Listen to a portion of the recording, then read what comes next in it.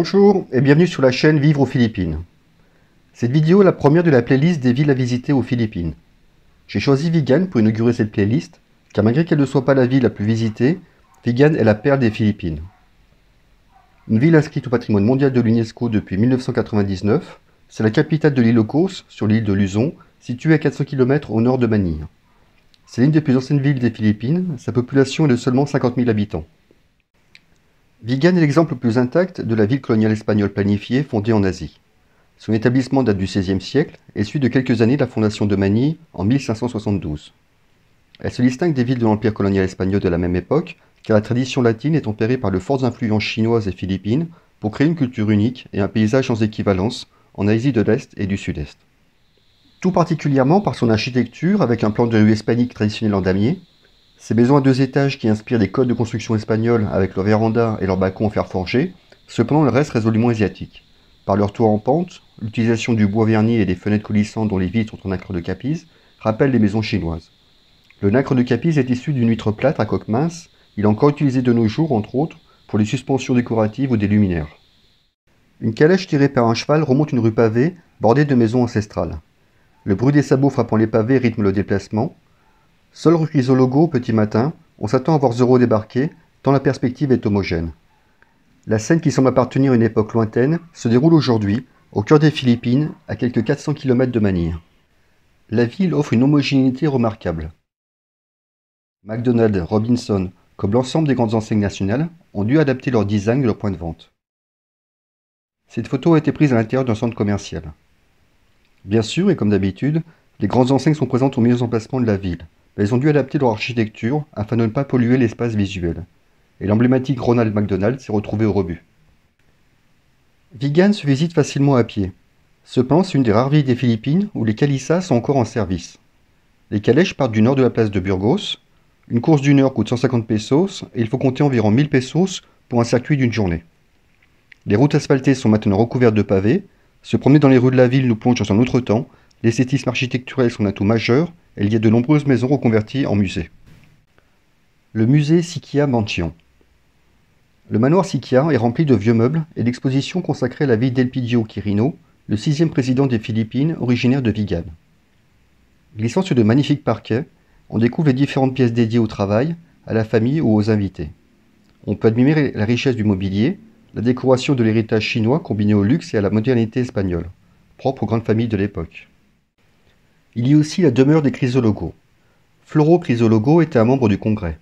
Il a notamment rédigé les lois à la mise en place du système de sécurité sociale qui dessert à ce jour l'ensemble de la population active. Il fut assassiné un dimanche d'octobre 1970 alors qu'il se trouvait à l'intérieur de la cathédrale Saint-Paul. Sa famille a veillé à ce que la vie et la mort de leur patriarche ne soient pas oubliées grâce à la création du musée Chrysologo. Un petit musée rassemblant mobilier, collection d'objets agraires, culturels et d'autres biens précieux chargés d'histoire.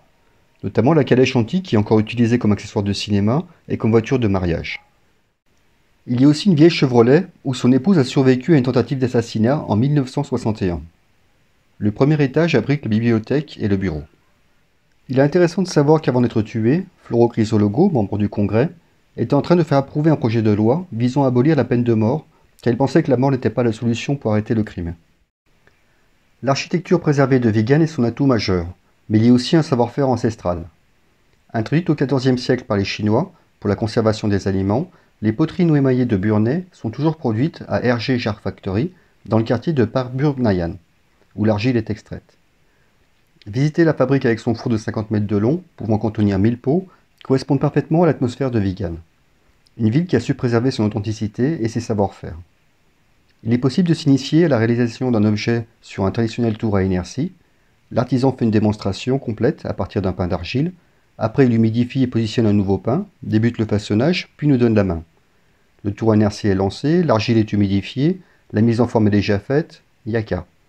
Les 8-10 premières secondes se passent bien, puis c'est le drame. Une belle expérience. L'élément majeur de la ville de Vigan est la fontaine dansante. Elle se trouve au cœur de la ville, juste en face de l'église Saint-Paul.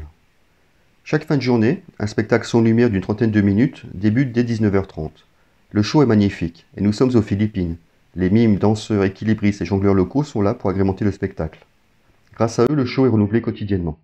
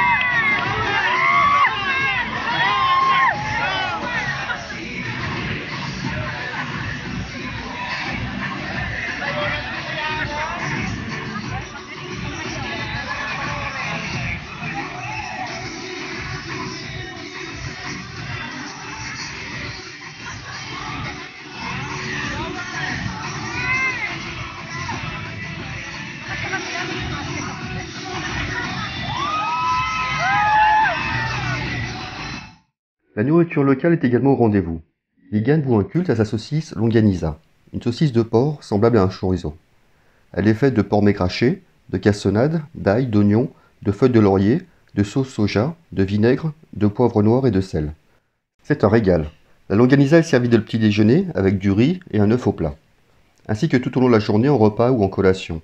Elle s'accompagne avec tout, café, riz, burger. Un immanquable de Vigan à ne rater sous aucun prétexte.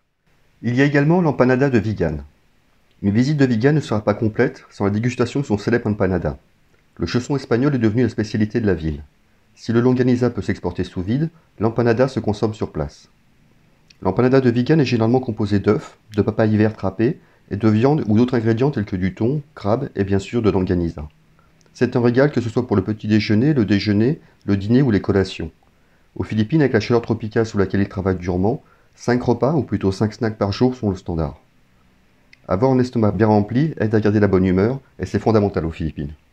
Les transports depuis Manille. Des bus climatisés circulent quotidiennement entre Manille et Vigan. Ils coûtent approximativement 700 pesos. Le voyage de 400 km dure entre 7 et 8 heures et il y a des liaisons de nuit. Lorsqu'on se rend à Vigan depuis Manille, il serait dommage de ne pas visiter les rizières en terrasse de Banoé, dans la cordillère des Philippines. Des rizières de plus de 2000 ans également inscrites au patrimoine mondial de l'UNESCO. Banoé sera le sujet de la prochaine vidéo de la playlist des villes à visiter sur la chaîne Vivre aux Philippines.